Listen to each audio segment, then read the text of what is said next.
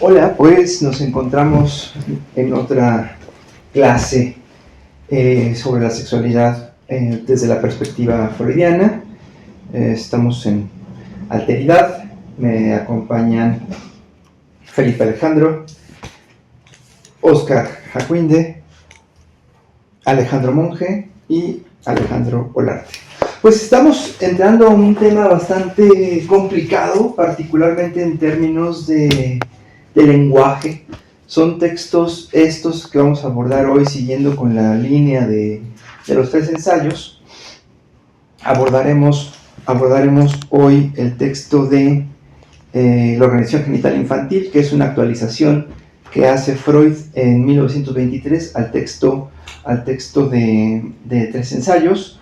Trabajaremos la disolución del complejo de Edipo, un texto del 24, y principalmente, bueno, abrevaremos particularmente en algunas consecuencias psíquicas de la diferencia anatómica de los sexos, particularmente trabajando en la línea que venimos abordando en términos de ubicar en un sentido amplio la relación de la sexualidad con la construcción de la subjetividad, particularmente con lo relativo al conflicto psíquico que nos constituye a todos, ¿no?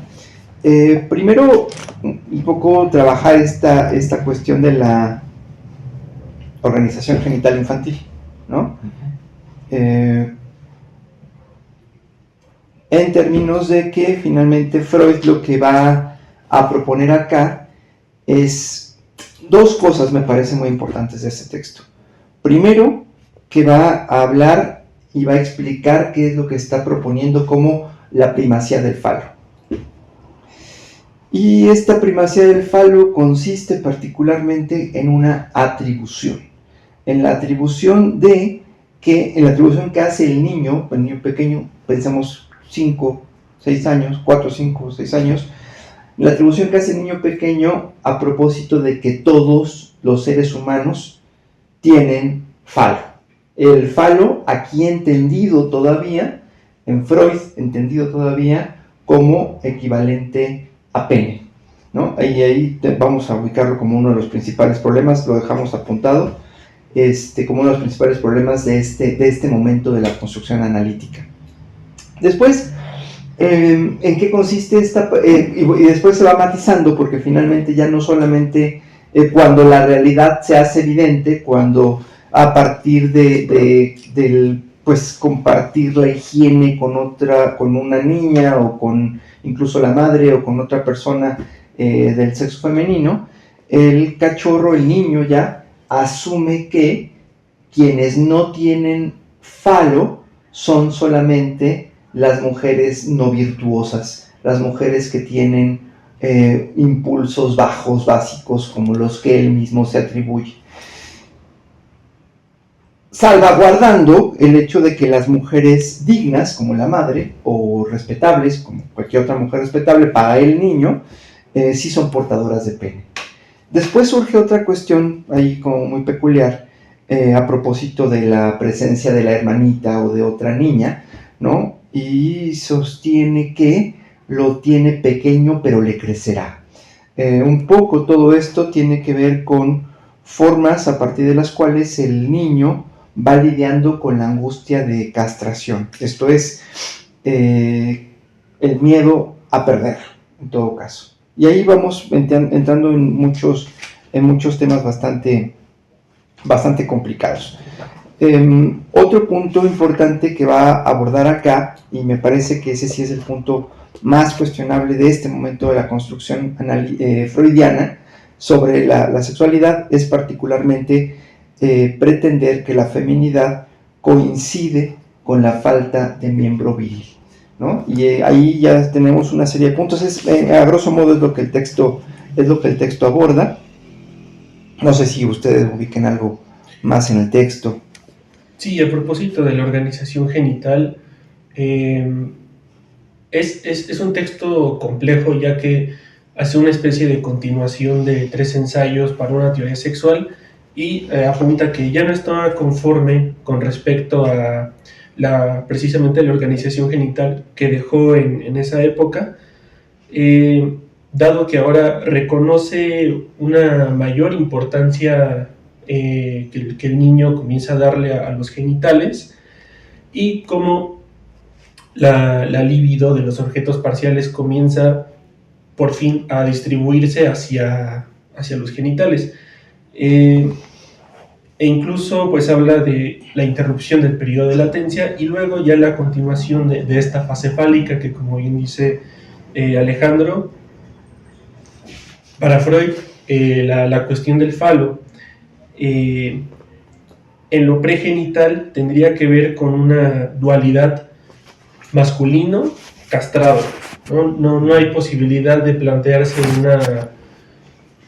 una genitalidad femenina, y en ese sentido es que el falo es un equivalente al pene, y hasta la continuación de la fase fálica posterior al periodo de latencia ya se podría hablar de una dualidad masculino-femenino. Sin embargo, para estos momentos en los que apenas se está construyendo lo que después abordará en algunas consecuencias psíquicas, por ello decía, es un texto un poco complejo. De un modo, aclara muchas cosas que quedan, podría ser por ahí sueltas en 3 ensayos. Sin embargo, todavía sigue siendo una bisagra hacia lo que va a continuar en posteriores años y textos. Yo lo dejaría ahí. Otro punto ahí importante a propósito de ese que señalas es justamente que ya aparece la castración, ¿no? En términos de que la evidencia se le hace incontestable, y dice y piensa, la niña tuvo un pene y lo perdió. Luego entonces también yo puedo perderlo. Uh-huh. Y ahí se establece una situación importante que va a tener consecuencias, graves consecuencias en términos de la construcción de lo masculino y lo femenino, ¿no? Ya en un sentido mucho más amplio, ¿no? Pero eso justo lo va a abordar en términos de la disolución del complejo de Edipo, ¿no? Uh-huh. Uh-huh. Sí, creo que, como ustedes decían, o sea, no quiero sonar repetitivo, pero es importante también entender el contexto en el que Freud escribe este texto, ¿no? Creo que visto a la luz como de lo actual, en algunas cosas pues queda muy, o sea, no diría, pues como decía hace rato, ¿no? Que es algo incorrecto, sino que faltaba ampliar mucho varios aspectos, incluso también dentro del lenguaje falta mucho ampliar ciertas concepciones que se tenían en esa época. Y por lo mismo de repente es complejo leer este tipo de textos en la actualidad, y de hecho resulta a veces como un golpe, ¿no? Muy confrontante, porque tienes que ponerte muchas veces en una mentalidad de esa época, o entender desde dónde viene. Pero bueno, más allá de esto, ¿no? Creo que podemos pensar también un poco, como decía Oscar hace un momento, de no pensar, esto es aparte, ¿no? Del texto, no es lo que dice exactamente Freud, pero pensar la idea de lo masculino a través de, como lo menciona Freud, de lo activo, y lo femenino a través de lo pasivo, ¿no? Creo que eso es una parte importante para empezar a acercarnos como al punto, ¿no? que se empieza a tratar, ¿no? En los textos. Y hablando de esto de la disolución del complejo de Edipo, me parece que ya habíamos platicado, ¿no? de lo que era el complejo de Edipo en otras ocasiones, bueno, en las clases anteriores. Y creo que es importante entender esto, ¿no? Porque es donde se van mezclando, ¿no? Tanto la parte de lo que habíamos hablado en la clase anterior, de la organización del cuerpo, de la parte biológica, cómo eso pasa a la cuestión simbólica, y digamos que todo va dando paso justamente al complejo de Edipo, y después a su disolución. ¿Cómo es que este conflicto, ¿no? surge para que empiece, ¿no? a ver algo que empuje al enterramiento, a la superación anatomías del complejo de Edipo, pues es lo que hablaba hablarte, el tema de la castración, ¿no? Ese miedo de al ver un cuerpo diferente, surge este miedo a quedar castrado, ¿no? Cortado en esa potencia, al ver un cuerpo que el niño puede llegar a pensar que ya sufrió esa misma castración, ¿no? Ese mismo castigo, ¿no? Esto que es lo que hace, ¿no? Explicarlo, a ver. Pues sí, ¿no? Justo como esto que mencionas del complejo de castración, creo que es bastante importante por cómo Freud va presentando que se entra de forma distinta al complejo de Edipo. Uh-huh.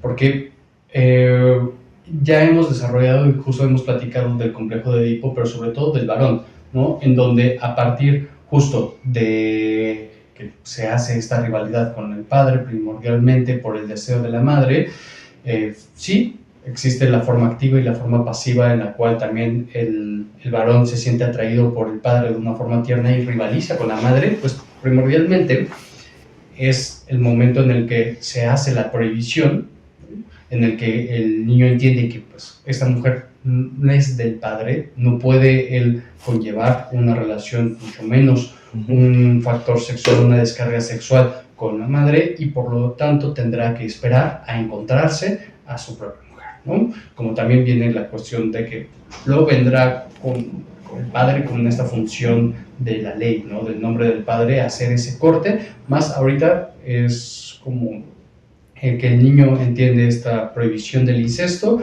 y finalmente se aleja, ¿no? Comenzando, pues ahora sí que cierta espera hasta ahora la pubertad, lo que mencionábamos justo en la última clase pasada, pues en el retorno de lo reprimido, ¿no? El cómo se vuelve todo el conflicto infantil, pero ya en un momento donde pues, sería posible llevar a cabo la descarga sexual y pues el terror que eso provoca en los pubertos, ¿no?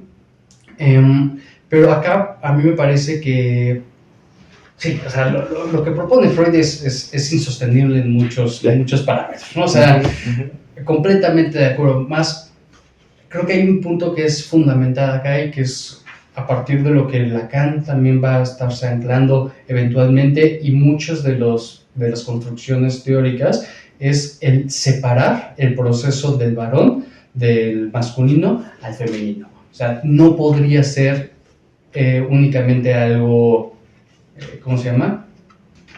Como inverso. Pensar lo masculino como activo y lo femenino como pasivo. Exacto, ¿no? Como procesos similares pero contrarios, ¿no? Como correlatos, ¿no? O sea, los dos lados de la misma moneda. No, acá lo que va proponiendo y lo que va separando es que tienen que ser procesos radicalmente distintos, en donde él se va a encontrar limitado en el aspecto femenino y hace cierta invitación a que... Y sí lo dice. Lo dice, o sea, esto claro. Es lo que hasta donde yo llego, hasta donde mis concepciones me pueden llevar. Y no sé bien qué pasa con las mujeres. Pues ya les tocará a ustedes, ¿no? Porque incluso en Consecuencias Psíquicas hace la advertencia de que no puede esperarse a retener la información para confirmarla. Como anteriormente lo hizo en el caso de Dora, como anteriormente lo hizo en 3 ensayos, interpretaciones suyas, donde pudo retenerlo durante 5 años, ¿no? Le habían recomendado 9, pero pues bueno, ¿no? Venga. Sí. La muerte ya tocaba la puerta. La muerte ya tocaba la puerta, ¿no? Entonces lo lanza y dice, pues ya les tocará a ustedes irlo confirmando. Y creo que ese gesto sí se ha ido cumpliendo a lo largo de estos años. Sí. O sea, ha habido grandes escritoras, primordialmente como grandes escritores, donde han intervenido justo en el complejo de Edipo femenino y que hace un rompimiento también con lo que se había propuesto anteriormente con Jung, con el complejo de Electra, ¿no? Que a la fecha se sigue escuchando por ahí que existen ciertas concepciones de que el complejo de Electra se sostiene, cosa que sería más terrible que sostener las ideas de Freud, ¿no? Porque sí, ¿no? O sea, esos gestos creo que es lo que rescata de la posición de Freud, ¿no? Y sobre todo el que hay que acercarse de una forma, ¿cómo se dice? No dogmática. O sea, no porque lo haya dicho Freud, es cierto. Claro. ¿No? O sea, estos textos son fundamentales de leer, fundamentales de tener presente. De criticar. Y de criticar. Es que justo, ¿no? De entrarles con una visión crítica. ¿qué me parece de lo más primordial del complejo de Edipo femenino que presenta? Es justamente esta separación en cómo uno, lo que hace salir a uno, que es el complejo de castración y la renuncia al objeto primario por parte del varón, es lo que hace que la niña entre al complejo de Edipo. Creo que ese punto es fundamental, ¿no? Porque propone que el varón, una vez que se instala el complejo de castración, surge el superyo como representante de la cultura, como representante de la prohibición del incesto, y esa cámara se acabó. Como representante de la prohibición del incesto, y a partir de ahí, pues como cierta interiorización de la cultura y de la ley, ¿no? Pero acá lo que va poniendo, y que es lo que nos sostiene, es que la mujer en todo caso construiría un complejo de Edipo inacabado, o sea, que no pudiera finalizar debido a que lo termina ya pasó inicialmente, ¿no? Que es justo el que una vez que renuncia a la madre, el primer objeto de amor, pues se rivalizaría con el padre como un reclamo, como una queja hacia la madre, ¿no? Como un me hiciste inacabada. Ese punto es ¿no? Todo iba muy bien. Creo que ahí todo va con cierto sentido. Es innovador lo que va proponiendo. Lo femenino no es un símil a lo masculino, ¿no? Y esto no son procesos paralelos, ¿no? Son radicalmente distintos, pero en el momento en el que empieza a explicar cómo, ahí yo creo que es donde se desmonta. Yo creo que coincido con esto que planteas, y creo que son textos muy ricos, pero que una lectura descontextualizada confunde demasiado, ¿no? O sea, siempre como que cuando queremos corregirle la plana a Freud decimos que era la época hablando. Y sí, es la época hablando, eso es cierto, es la época hablando. Dijo muchas cosas que rebasaban su época, pero como mismo Marx lo plantea, nadie puede ver más allá de sus condiciones de posibilidad.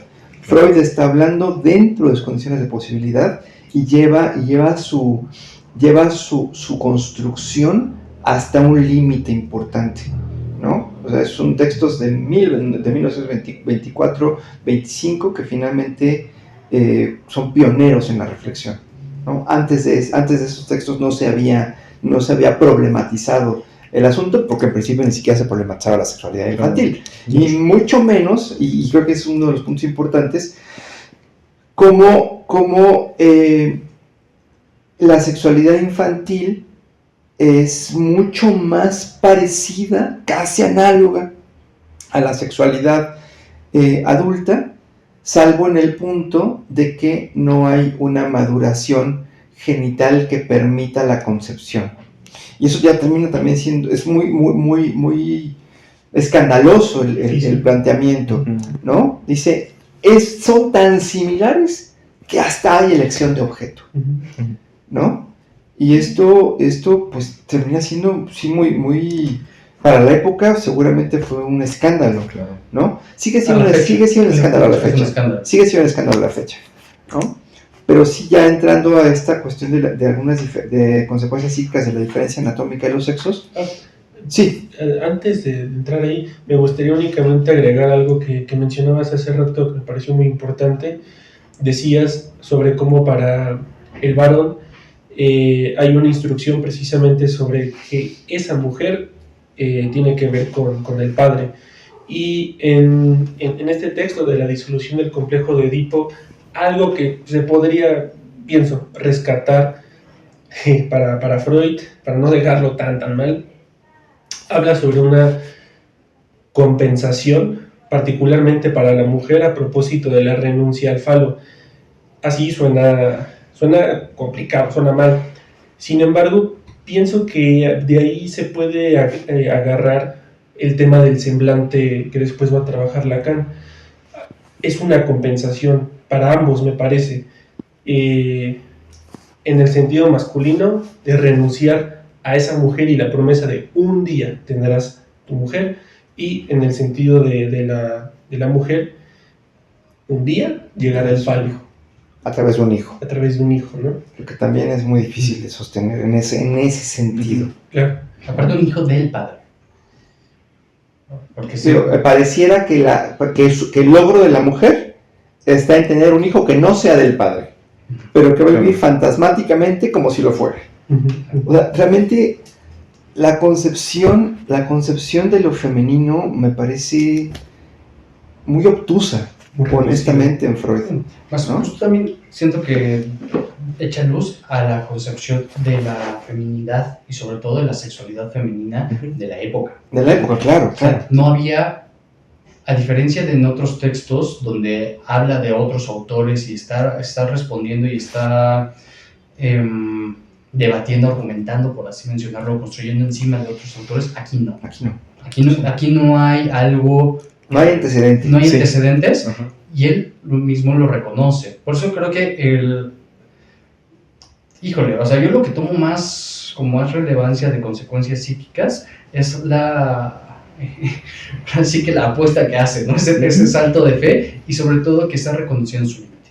O sea, Reconoce su límite. él reconoce su límite de hasta acá, mira, lo tengo que sacar porque necesito construcciones ajenas. Ujú. Y lo pone tal cual, o sea, necesito que alguien más lo esté comprobando. O sea, necesito esto es un buscapiés. exacto. Es un buscapiés. Piénsenle y díganme, por favor. Ujú. Piénsale y díganme, y abre la puerta a y díganme, ¿no? Porque creo que parte mucho de la como cancelación que ha habido de estos textos y sobre todo de Freud desde cierto pensamiento feminista, justamente por lo que va mencionando y lo que va empezando a hacer una construcción acá, es mucho el que se lee como si Freud lo presentara como un así es. Como un así es, claro. Así es, cosa que... Y así es para siempre. Y así es para siempre, esta es la naturaleza, ¿no? O sea, cosa que en ningún momento hace.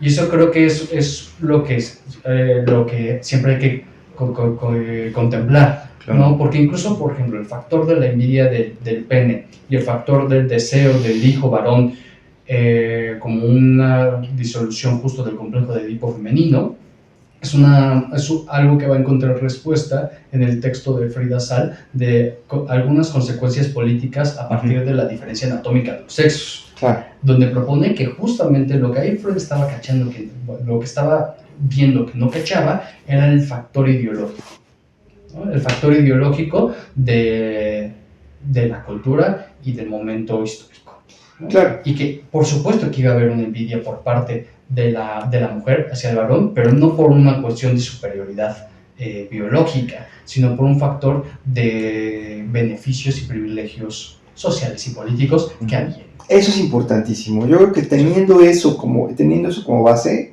o sea, me parece que la envidia, vamos a decirlo como lo plantea, la envidia del pene es innegable, ¿no? Es innegable, pero no es por lo que Freud dice, ¿sí? Freud dice que ve el pene en el hermanito o en el varoncito y yo por qué no lo tengo y lo quiere tener.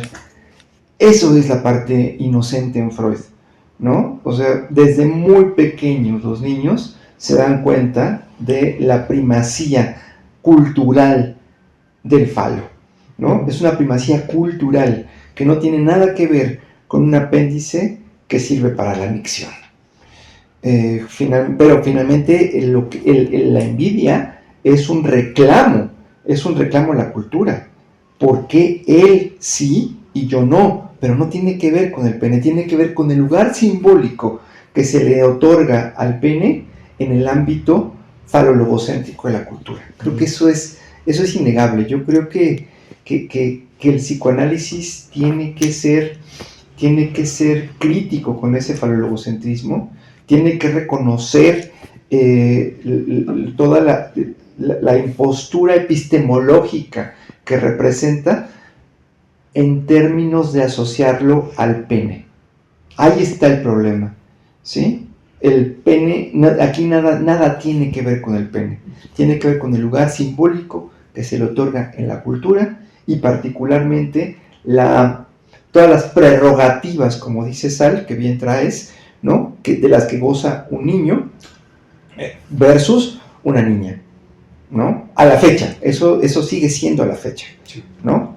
Y bueno, o sea, planteando eso, podemos como sacarle mucha más riqueza al texto, ¿no? Creo que sí, la época habla en Freud cuando plantea que lo femenino o la feminidad tiene que ver con la carencia de un miembro viril, en principio, ¿no? La feminidad, en todo caso, ya pensada desde una perspectiva mucho más contemporánea, no tiene que ver con la carencia de nada. La feminidad tiene que ver con una construcción anatómica distinta, pero en la cultura falologocéntrica lo distinto se vive como deficitario. Ese es el punto y es lo que tendríamos que estar pensando. ¿Por qué lo distinto se vive como deficitario? ¿Por qué lo distinto se vive como falta? Ahí está el punto, creo. Finalmente, y políticamente hablando, por eso no hay forma de hacer psicoanálisis sin una posición política. El psicoanálisis es político desde el principio hasta el final, ¿no? ¿Por qué? Y esa es una pregunta con la que tenemos que ser muy, muy intransigentes. ¿Por qué una diferencia tiene que traducirse en términos de carencia? ¿Por qué una diferencia tiene que traducirse en términos de falta? Lo cierto es que no. Es una distribución distinta en términos de reconocimiento, en términos de prerrogativas, en términos políticos, ¿sí? Silenciosos en el campo de la cultura, donde finalmente al niño se le entrega una posición dominante sobre la niña, ¿no? Y eso va a marcar justamente toda la política entre los sexos. O sea, entre los sexos hay diferencias políticas. La diferencia anatómica provoca una diferencia psíquica y la diferencia psíquica va a generar diferencias políticas. Y finalmente, creo que son textos que se tienen que mantener así en tensión y que tienen que mantenerse también como textos pioneros, particularmente en la política de los sexos, en ese sentido, ¿no? Claro, y que justo aquí es que estos textos sin Lacan son muy difíciles. Sí. Aquí sí hace falta Lacan para entender, no para entender en sí mismo a Freud, porque Freud está siendo muy claro. No se entiende. Para entender sobre todo por qué está diciendo lo que está diciendo Freud, ¿no? Y parte de ello es que Freud viene desde una cultura fenomenológica, desde una educación y una formación fenomenológica. Por lo tanto, él aquí sí considera y sí contempla que va describiendo una realidad, ¿no? Y que no es hasta que viene Lacan, justamente donde separa al falo también del pene, que lo lleva a un orden simbólico, justo con, a mi parecer, de mayor aportación, que es el factor de los 3 registros, ¿no? Lo imaginario, lo simbólico y lo real, que es donde lo lleva al orden de lo simbólico, al orden de lo político, al orden de la cultura, mientras que pone a Freud aquí pues confundido con que estuviera hablando de lo real, ¿no? Y llevándolo a Lacan de que de lo real no se puede hablar. Y ahí también, siguiendo con esta cuestión de Lacan, creo que sí, cuando aplicamos uno de sus axiomas, porque finalmente es un axioma, ¿no? De que el falo es el significante de la falta, entonces, efectivamente, cuando se introduce este axioma, el texto se pone a temblar, ¿sí? Porque eso que parecía como el factor más dominante, la posición donde la aportación de un apéndice masculino funciona como el máximo reconocimiento, adquiere un sentido completamente distinto. Si el falo es el significante de la falta, lo que está haciendo el varón es temblar todo el tiempo. La pantalla. Lo que está haciendo el varón es enfrentar permanentemente la angustia. Y ahí sí podemos decir algo como varones. Yo pienso en ese sentido que Freud lo ubicaba con mucho trabajo El texto que precede Organización Genital es el texto sobre Medusa, y pienso que si lo más cercano que hizo Freud con respecto a la angustia sobre la potencialidad de ese pene equivalente al falo es la cuestión del terror a lo femenino. Ya ni siquiera el terror a la propia castración, sino a lo que lo femenino era para Freud como aquello que no puedes saber, como aquello que es completamente extraño. Le llamaba el continente oscuro, ¿no? Uh-huh.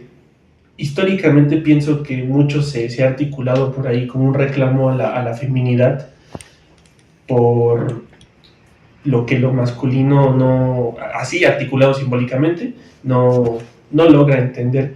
Y con este axioma lacaniano sobre el significante de la falta, no hay mucho más que hacer. Pero fíjate ahorita que mencionas la cuestión del axioma del continente oscuro, la metáfora es importante porque Freud está hablando de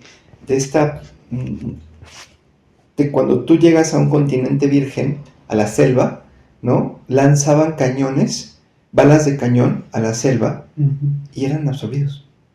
O sea, no se escuchaba nada, ¿no? O sea, la bala de cañón era absorbida por el continente oscuro, ¿no? Y eso pasa. O sea, ¿en qué medida? No, si lo reconocemos bien, la propia penetración es un desaparecer en otro cuerpo, ¿no? Eso que se considera valioso es simplemente absorbido por otro cuerpo donde desaparece, ¿no?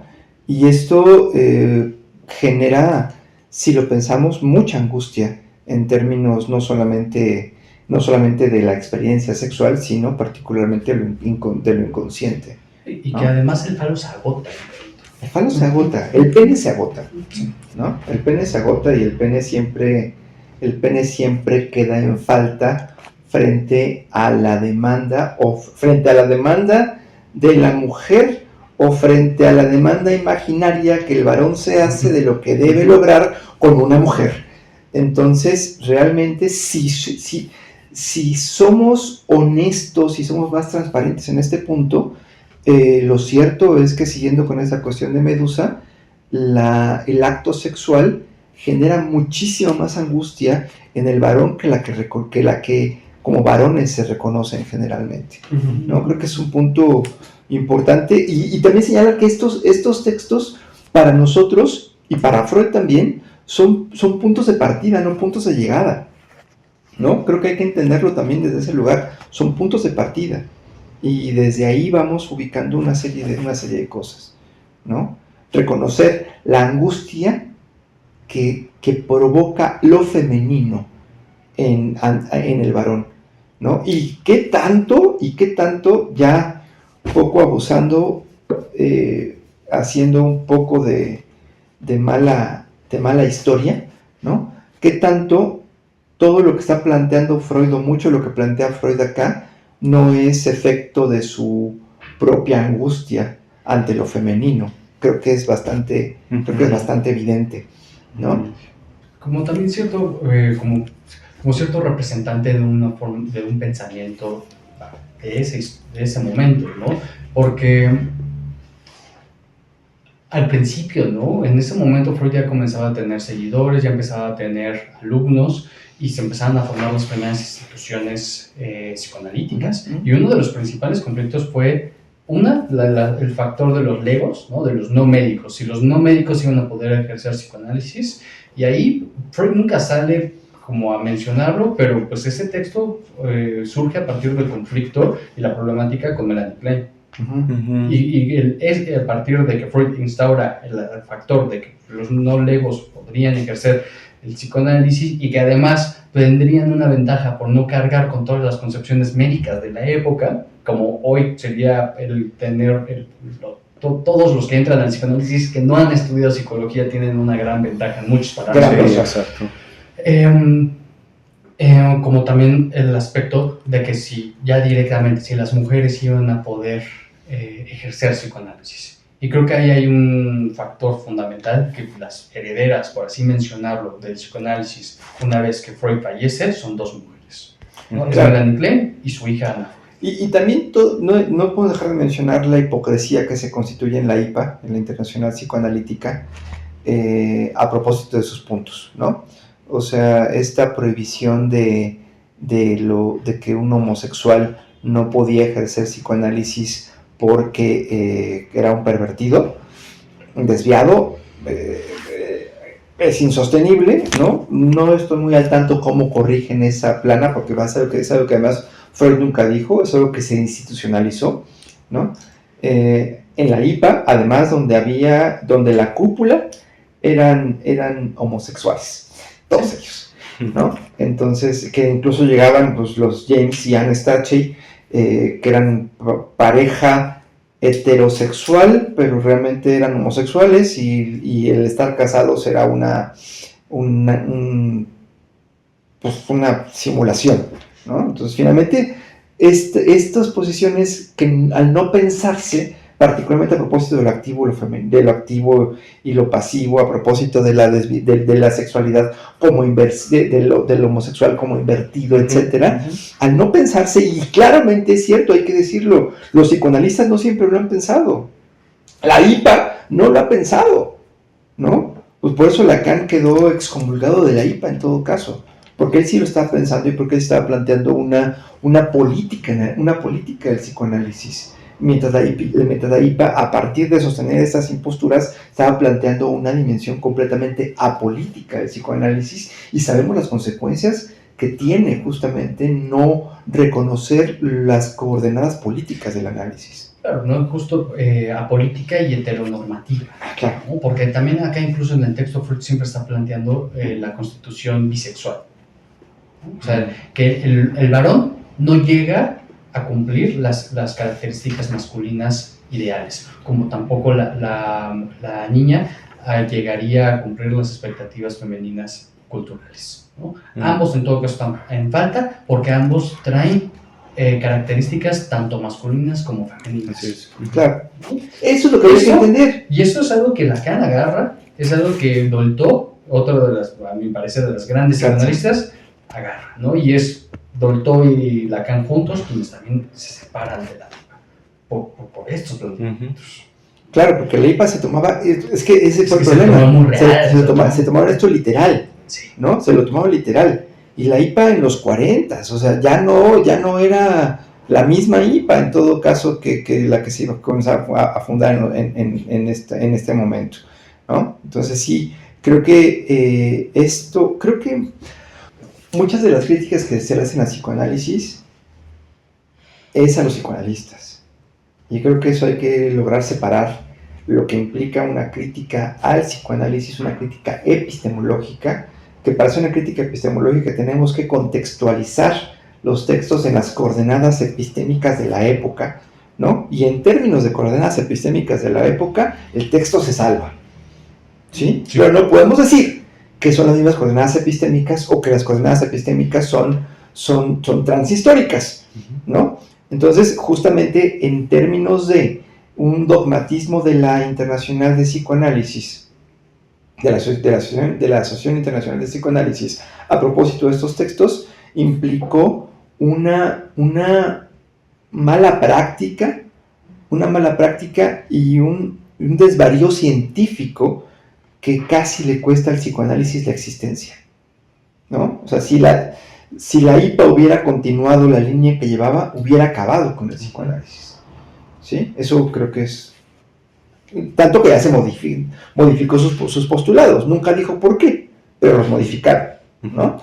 Pero bueno, regresando al texto, creo que sí es bien importante ubicar cómo está tratando de pensar la dimensión del Edipo femenino, ¿no? En términos particularmente de que el Edipo en la niña es mucho más complejo porque implica una doble pérdida, ¿sí? Particularmente entendiendo que el primer objeto de amor es siempre la madre. Siempre es la madre, no importa si es niño o niña el hijo, pues. ¿Qué es lo que pasa ahí? Finalmente, y lo que aborda el texto, eso me parece muy interesante, que también es muy cultural, ¿no? Ese desplazamiento, se da un desplazamiento particularmente porque hay un reclamo, ¿no? Un reclamo a la madre. Me arrojaste con muy poco equipo, me arrojaste defectuosa, me arrojaste incompleta. ¿Se sostendrá? Una niña se sostendrá en términos de, o esa idea de una niña se sostendrá, de que le hace un reclamo a su madre porque lo arrojó incompleta. ¿Qué pene sería tan grandioso como para que un hombre se sienta, para que un varoncito se sienta orgulloso de decir, no, me arrojaste al mundo con el mejor pene de la historia? Creo que nadie. Sí, ¿no? Con frío menos, ¿no? Entonces, digamos que finalmente esa cuestión de pretender que la aportación del pene efectivamente significaba esa grandiosidad, ¿no? Creo que habla de la época, creo que habla poco de las niñas, ¿no? Sin embargo, sí, esta cuestión cultural, este reconocimiento de lo valioso del varoncito, de lo valioso del varoncito como heredero, como objeto de amor, como apuesta familiar, ¿no? Eso sigue, además de que sigue siendo válido, no válido, sigue siendo vigente. Es que justo eso permanece. Sigue siendo vigente, ¿no? O sea, en ese sentido, claro que el efecto que eso tiene es una masculinización de la niña, ¿sí? Esto que Freud... Y eso es fenoménico, o sea, efectivamente es fenoménico. Habla de un complejo de masculinidad de la niña, ¿sí? En términos de que se refiere a la niña como el pequeño varón, en otros textos, ¿no? Es competitiva, se trepa a los árboles, le entra a los pleitos, es un varoncito, ¿no? ¿Por qué tendría que ser un varoncito? Es como creo que uno de los problemas que tienen esos textos es que sí hay todavía un componente muy biológico en Freud, muy biológico, ¿no? Donde sí estaría naturalizado que es ser hombre y el hombre asociado a la aportación de un pene y que es ser mujer asociada a la carencia del pene. Creo que ahí esa es la base de la época que no se sostiene ahora, pero que finalmente en términos fenoménicos sí se sostiene. No se sostiene teóricamente, ¿no? Pero claro, culturalmente y socialmente se sigue sosteniendo porque se sigue contemplando esta correlación entre el falo y el pene. Claro. Y que lo que provoca es un mantenimiento, una vigencia en un discurso fálico, ¿no? Y que el discurso fálico finalmente lo puede portar tanto un hombre como una mujer, ¿no? Y la lógica fálica la puede sostener tanto un hombre como una mujer. Creo que ahí es donde estamos. Ahí es donde estamos y es lo que es lo rico del texto y es un factor ideológico. Totalmente. Así.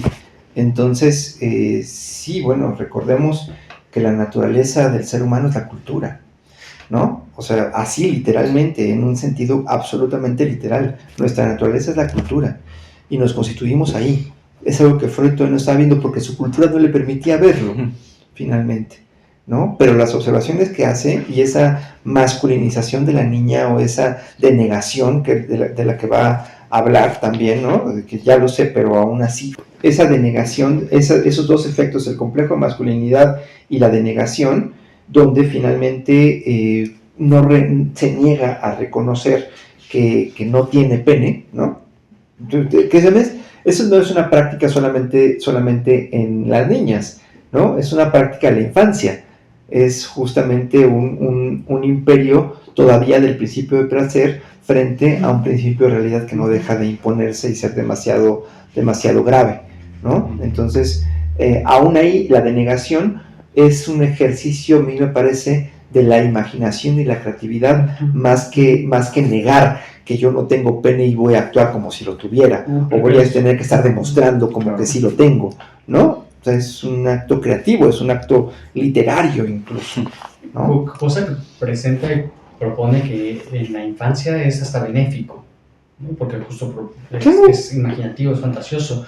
La cuestión es cuando en el hombre cuando en el adulto se sostiene, ¿no? Y surgimiento ya de ciertas perversiones, principalmente, y creo que será un texto que más adelante trabajaremos, en el fetiche. Claro. ¿No? Claro. Y que el fetiche como un representante del falo, pero del falo femenino. Yo pienso, hace rato que mencionabas sobre esta cuestión de la denegación de la niña y la niña como un pequeño varón. Freud lo menciona en un pasaje, se queda ahí perdido, pero creo que va más por ahí. El recelo no tiene que ver particularmente con el pene, sino con la pérdida del amor de la madre frente a la elección del hijo. Y ahí es donde ya vuelve a tener sentido la cuestión de la primacía del falo, como ¿sí? El varón portador del pene es mucho más importante que cualquier niña, ¿no? que cualquier mujer. Pero entonces la problemática, y que después es lo que va a abordar en Inhibición, Síntoma y Angustia, tiene que ver con que la castración es la pérdida del amor del objeto. Y lo menciona muy de paso, pero ahí está también, ¿no? Sí, claro. Sí, lo que implica eso. A ver, es que, digo, creo que sería muy ingenuo decir que las madres no prefieren a sus hijos varones actualmente. Es algo que clínicamente Que se escucha todo el tiempo, se escucha todo el tiempo, ¿no? Todo el tiempo se escucha, ¿no? Incluso madres lo dicen con mucha culpa. Yo no sé cómo, por qué no soporto a mi hija, pero mira, apenas miro a mi hijo y se me llenan los ojos, ¿no? Se me ilumina el rostro. Así lo dicen, Sí. actualmente. O sea, no es falso lo que está planteando Freud. Y que culturalmente, o sea, todo el tiempo se está reforzando, ¿no? Ahorita que nace mi hija, yo teniendo ya a mi niño, todo el tiempo en el embarazo, ¿no? De mi hija, me mencionaba, ahora sí, ella te va a preferir a ti, porque las niñas quieren más a su padre, ¿no? Y yo me siento muy querido por mi niño, por mi padre, también por mi padre, pero como desde este factor, a mi pareja le molestaba muchísimo. Claro, es que hay un encargo Porque la vas a imaginario. preferir a ella, ¿sí? Hay un encargo imaginario Ahí está. que le hace la madre a la hija que todavía no nace. Pero la hija que todavía no nace ya es una amenaza para ella en términos de que ahora sí ella te va a querer más. Y ¿no? que Entonces, y que el amor del padre a la hija, sí, puedes estar, y así me lo cuento 2 veces, puedes estar muy enamorado de tu pareja, pero el amor que le vas a tener a tu hija, no tienes una idea cómo hacer. híjole, Sí. son demandas culturales. Así es. Son demandas culturales que finalmente se convierten en imperativos inconscientes, ¿no? Y en el texto, ¿cómo lo plantea? Se sostiene justamente, la falta de pene es casi siempre achacada a la madre de la niña, que la echó al mundo tan insuficientemente dotada. Y eso finalmente provoca un relajamiento, dice, de los lazos afectivos con el objeto materno. Eso me parece una barbaridad, pero que se sostiene particularmente en términos fenoménicos, particularmente en términos de la competencia que mantienen las mujeres entre sí. ¿Sí? Y que es una competencia que está articulada falologocéntricamente. Así es. O sea, a la organización fálica patriarcal, ¿sí? La organización fálica patriarcal no se puede sostener sino es a partir de una competencia malsana entre las mujeres. En consenso. En consenso. Ujú. ¿Sí? Porque en el imaginario falogocéntrico, que también comparten las mujeres, sí están compitiendo por un falo. Un ¿No? puesto, un trabajo. O un güey, también. Mejor hombre, Sí. mejor fal. ¿No? pero creo que por otra parte, bueno, ya hablamos de cosas que son muy, muy insostenibles, pero que tienen siempre una cierta evidencia, un cierto correlato en la realidad, particularmente en la realidad cultural, esto es, en el campo de lo simbólico. Ujú. Y lo que por imaginario. eso, a mi parecer, resultan tan insoportables los textos. ¿Los qué, perdón? Los textos. Sí, O sea, incomodan, Ujú. molestan. Y creo que lo que no se sostiene es el que se presentase, que así es, y pues ni modo, ¿no? Así tocó. sí. No, eso es un más.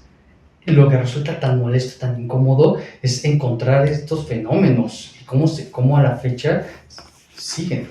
Claro. Sí, sí. La fenomenología sigue pasando. Y, híjole, eso es lo que sí incomoda mucho. Claro. Y- La ñañaras. Y los efectos, sí, yo cuando estábamos, lo compartimos, lo preparamos, y es una cuestión de incomodidad, unos pasajes inenarrables, ¿no? Así como, ¿cómo voy a repetir esto, no? ¿Cómo voy a repetirlo, no se vaya a descontextualizar y pensar que sí, que yo pienso esto, ¿no? Ajá. O sea, no, o sea, creo que un psicoanálisis que piensa, no piensa esto, piensa desde aquí para pensar de una manera distinta. Ujú. Y ese es el gran reto, ¿no? Ni en ningún sentido. No, a Derrida, cuando le preguntan, oye, ¿por qué tú eres tan encarnizado con los autores que deconstruyes?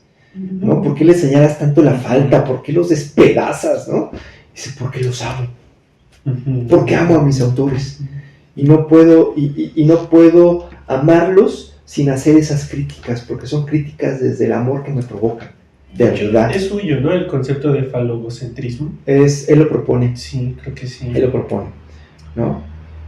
Un poco para ir como acotando un último punto que me interesa abordar, señala el texto, en lo que se refiere a la relación entre los complejos de Edipo y de castración, surge un contraste fundamental entre ambos sexos, mientras que el complejo de Edipo del varón se aniquila en el complejo de castración, el de la niña es posibilitado e iniciado por el complejo de castración, ¿no? Esta contradicción se explica considerando que el complejo de castración actúa siempre en el sentido dictado por el propio contenido, inhibe y restringe la masculinidad y estimula la feminidad, y tiene que ver particularmente entre la diferencia con algo que se puede perder y algo que se perdió, ¿no? Y aquí hay otra cuestión que me parece también muy peculiar en Freud. A propósito de esto que señala, va a decir que el superyo en las niñas es un superyo defectuoso.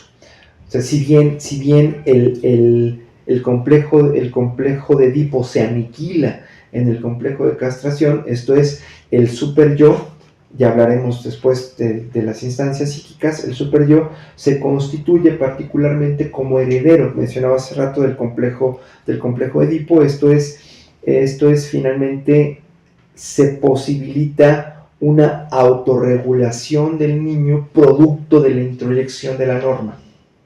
Eso es lo que significa esta cuestión de que el superior es el heredero del complejo de Edipo. ¿Qué dice entonces o qué implica esto que Freud presume a propósito de que en las mujeres se genera un superior defectuoso? Inexorable, le dice. Inexorable, ¿no? Pues particularmente que para Freud las mujeres no son seres civilizados, son seres que fingen civilizarse. Ujú. Inmorales. Ajá, inmorales. Ajá, ¿no? Y eso... Amorales. Amorales, sí, amorales. Porque la moralidad queda del lado de quien sí se instituye a partir de un super yo... De quien sí se gobierna. De quien sí se gobierna, ¿no? Ya acabó ese... Algo son. Se acabó la pila, ¿no? Digo, la memoria, yo creo. Sí, la memoria. Pero tenemos eso, ¿no? Sí. Justamente. Entonces, sí, ese punto también es una cuestión bien cultural, ¿no? Lo va a repetir de una manera grotesca en el malestar en la cultura. Ya llegaremos a algo así, pero esto lo repite allá, donde finalmente Freud sí está convencido de que las mujeres solamente simulan socializarse, pero que realmente hay un núcleo ingobernable. Y ahí, en ese punto, en ese punto habría que retomar a Kant y cómo finalmente sí Kant en ese punto particularmente es inalcanzable, ¿no? Kant va a hablar de un núcleo ingobernable en el ser humano, ¿no? No en las mujeres. Freud piensa que ese núcleo ingobernable es solamente las mujeres y que los hombres sí se pueden gobernar a sí mismos. Otra vez la época hablando, creo que al menos de lo que mi experiencia analítica me ha brindado es que las mujeres son portadoras de un superyo mucho más obsceno en términos de restricción que el de muchos hombres. Entonces sí es muy difícil, clínicamente hablando, a partir de la experiencia clínica, sostener que las mujeres no tienen un superyo tan elaborado o tan completo como el de los varones, ¿no? Creo que es un punto también ahí bastante complicado de sostener, ¿no? Y como finalmente también lo cierto es que qué bueno que el superyo falle. Claro. Qué bueno que el superyo falle, porque si no estaríamos gobernados. Si no fallara en hombres y mujeres, pues seríamos simples autómatas, ¿no? Porque es un punto ahí importante que plantear. Pues, ¿qué más? ¿Cómo ven? ¿Qué más se encuentran? Pues bueno, más que agregar algo, porque algo al texto, algo así, siento que más una reflexión de la importancia, ¿no? También de leer este tipo de textos, porque si bien, como mencionábamos, pueden de repente, los podemos sentir muy lejanos, ¿no? Por la distancia temporal, resalta mucho, ¿no? En la actualidad lo relevantes que pueden llegar a ser, aunque a nosotros nos puedan parecer cosas que hasta nos cuesta trabajo decir, ¿no? O repetir. Pues hay gente... Provocan repelús. Ajá. Pues pero hay gente que lo dice sin esa culpa y de manera dogmática, ¿no? Y eso creo que es importante también pensarlo. Tanto, sí, la parte alejada del psicoanálisis, como también los mismos psicoanalistas. Y creo que ahí radica también la importancia de no perder estos textos, no olvidarlos o dejarlos de lado, incluso al estar aprendiendo psicoanálisis. De no perderlos y mantener siempre la politización, ¿no? Claro. Pero esto que traes es bien importante, o sea, sí, que... mucha gente lo cree, Claro. toda la derecha lo cree, Sí. la derecha lo cree, o sea, sí hay una dimensión conservadora que sí lo cree y que de pronto perdemos de vista que como nosotros no lo creemos, ¿no? La gente no lo cree. Exacto. ¿No? Pero sí, la gente sigue creyendo una serie de pendejadas gravísimas, ¿no? Ya lo estamos grabando, ¿no? Sí, está bien. Sí, es así. Eso, creo que se debería quedar. Perdón. Creo que nos faltó como algo importante, pues la cuestión de la bisexualidad, que es finalmente el punto del texto, ¿no? Que la consecuencia de la anatomía tiene que ver con la psique, pero la psique bisexuada. O sea, creo que eso no lo abordamos tanto. Traté de estarlo trayendo un tanto a colación, que es de lo que sostiene siempre la vigencia del texto y sobre todo la innovación de Freud y cómo Freud reconocer esa bisexualidad y sostenerla todo el tiempo, manteniéndola y sosteniéndola y poniéndola el que sí, la masculinidad, feminidad respondería a un factor cultural y que ni los varones ni las mujeres pueden llegarle a ese ideal. ¿Por qué? Por su constitución bisexual, ¿no? Porque tienen componentes masculinos y femeninos, ambos, y eso es lo que va a sostener, a mi parecer, y va a mantener vigente la posición del psicoanálisis hasta la fecha. Claro, la bisexualidad es fundamental. Y los autores que han sostenido la bisexualidad, o sea, la constitución bisexual de la psique, a mi parecer son los autores valiosos dentro del psicoanálisis, ¿no? Lacan, Klein, Dolto, Serge André, Brownstein, todos estos, por decir, hay más, muchos más, ¿no? Frida Sal, Castoriadis, todos ellos, los que han sostenido ese punto, además de que han sido como marginados y expulsados de las instituciones, a mi parecer son los que pueden hacer planteamientos mucho más enriquecedores. Porque a partir de la bisexualidad se despatologiza la diferencia, Así es. ¿no? A partir de la bisexualidad no hay una patología sexual en términos de diferencia, primero. Y luego, consecuencias políticas de la bisexualidad, ¿no? Si la constitución humana es bisexual, psíquicamente hablando, no tiene ningún sentido la intervención anatómica de la cultura trans, ¿no? O sea, son Claro. consecuencias políticas gravísimas O en los ese estudios de sentido. género, en todo caso. O los estudios de género. O sea, tendrían que abordarse de una manera distinta, pero sí, o sea, los psicoanalistas hacen mutis a propósito justamente de la propuesta de la bisexualidad de Freud, que además justicia quien la merece. La idea se piensa que es de Flies, ¿no? Se piensa que es de Flies y que Flies es el que le muestra eso a Freud y Freud ya lo desarrolla, ¿no? Pero está bien interesante cómo justo efectivamente parece que los psicoanalistas o la institución psicoanalítica más que los psicoanalistas, la institución psicoanalítica y los autómatas que salen de esas instituciones, pues finalmente no pueden politizar esto, ¿no? No pueden politizarlo porque también viven de la patología, Ujú. ¿no? Y bueno, creo que ahí estaría. Creo que sí, Pues- entonces habrá que dar un cierre.